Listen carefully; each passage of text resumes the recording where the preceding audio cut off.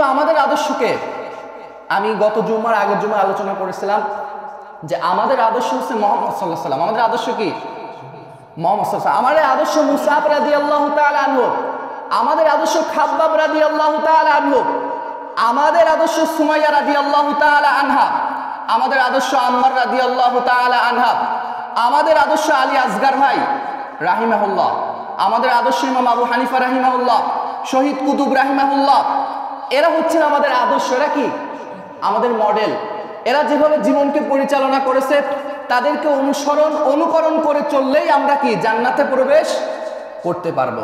এই জন্য সম্মানিত উপস্থিতি, আমি আপনাদেরকে বুঝিয়েছিলাম যে ইসলাম কিন্তু এমনি এমনি আসে নাই। অনেক রক্তের বিনিময়ে, অনেক ত্যাগের বিনিময়ে আমরা ইসলামকে আজকে স্বাধীনভাবে মানুষের মাঝে প্রচার করতে পারতেছি। এই ইসলামটা স্বাধীনভাবে প্রচার করার কোনো মাধ্যম আমাদের একটা